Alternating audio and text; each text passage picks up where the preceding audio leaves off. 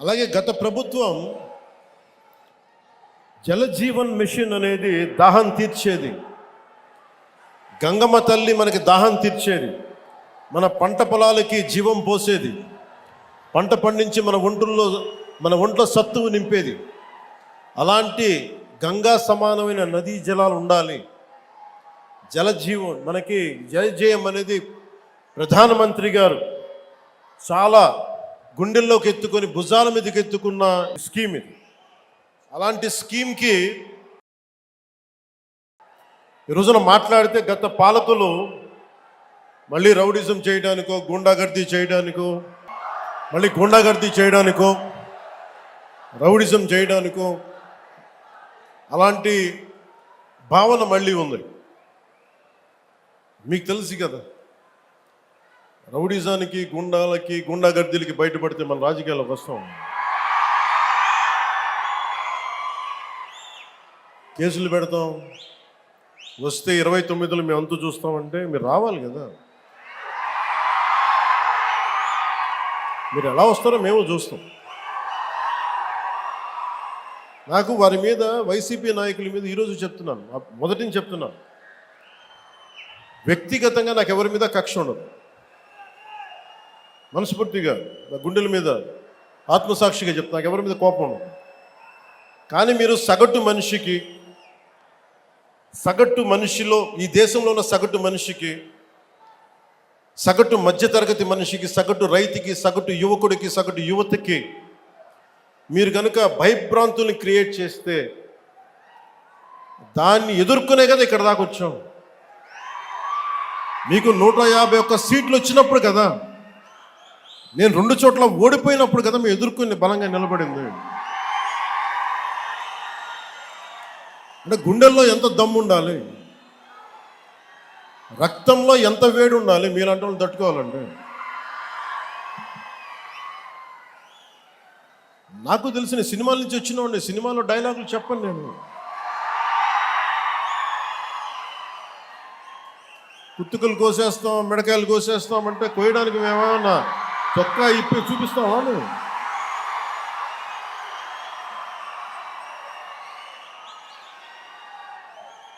నేను సినిమాలో డైలాగులు చెప్పడానికి కూడా ఇబ్బంది పడతాను. సింహం గడ్డం గీసుకుంది, మేము గడ్డం గీసుకోలేదు. ఈ సరదాగా ఉంటాయి, మిమ్మల్ని చీరప్ చేయడానికో సరదాగా చేయడానికి. నిజంగా గడ్డం గీసుకుంటే దరిద్రంగా ఉంటుంది. చూడండి, ఆలోచించండి. స్నానం చేయకుండా, మట్టి కొట్టుకుంటా,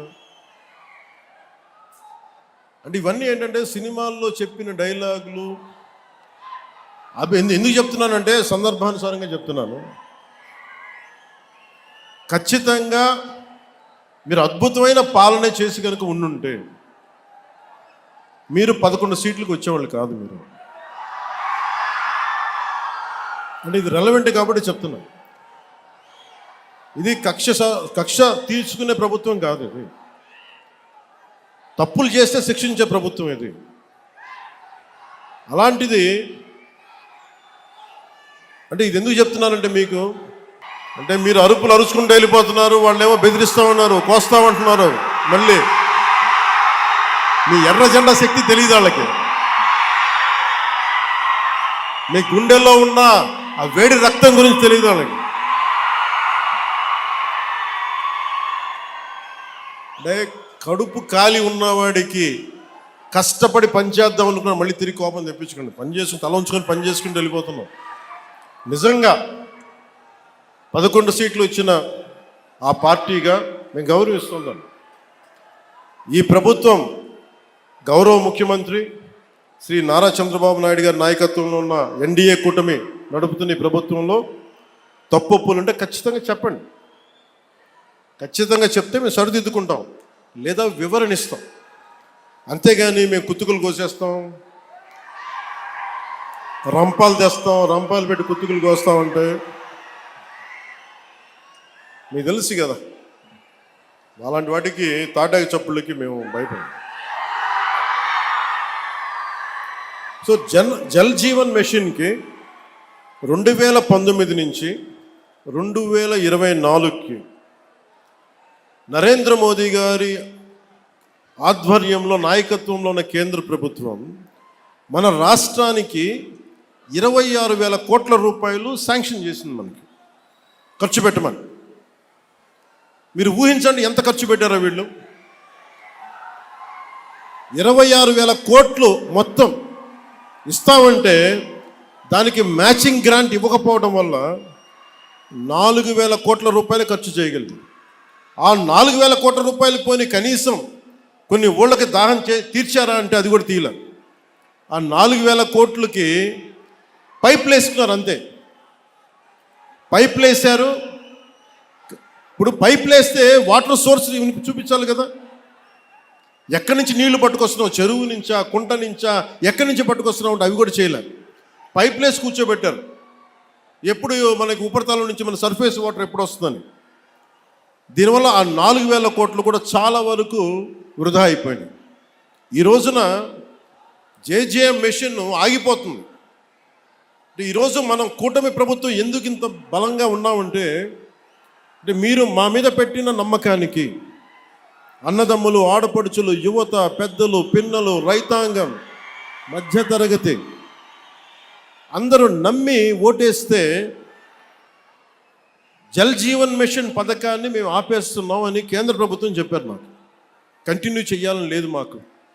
ఎందుకంటే నీళ్ళు ఇవ్వడం అనేది స్టేట్ సబ్జెక్ట్. ఇది ఇన్ని రాష్ట్రాల మీద మాకు భారం అయిపోతుంది, మేము ఇవ్వలేమంటే ముందు నేను వెళ్ళి బిఆర్ పాటిల్ గారిని కలిసి, జలశక్తి మినిస్టర్, కేంద్ర మంత్రివర్యులు వారిని కలిసి వివరించాను. సార్, గత ప్రభుత్వంలో 26,000 కోట్లు మీరు ఇస్తే మేము 4,000 కోట్ల గత ప్రభుత్వం ఖర్చు పెట్టింది. అది కూడా ఇంత అవకతవకలుగా. ఈ రోజున కనుక మీరు ఇవ్వకపోతే మాకున్న సమస్యలు విని మన ప్రకాశం జిల్లా వెలుగొండ ప్రాజెక్ట్ దగ్గర నుంచి మన పల్నాడు, అలాగే మనకి అనంతపురం, శ్రీకాకుళం ఎక్కడైతే ఉన్నాయో అన్ని దాదాపు మేజర్గా ఇవి, మిగతా అన్నిటికీ అన్ని ఎక్కడైతే నీటి ఎద్దడి ఎక్కువ ఉందో వీటన్నిటికీ దాదాపు ఒక 83,000 కోట్లు, 84,000 కోట్లు అవసరం అవుద్ది. 26,000 కోట్లు కూడా సరిపోదనంటే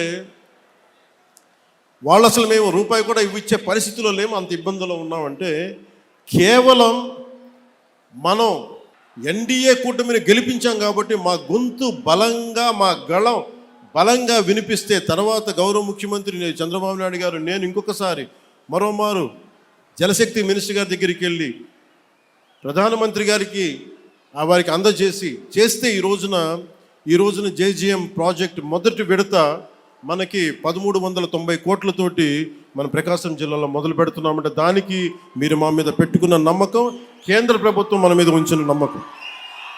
ఒక 4 దశాబ్దాల పైనే కనిగిరిలో పెరిగినాం. 4 దశాబ్దాల క్రితం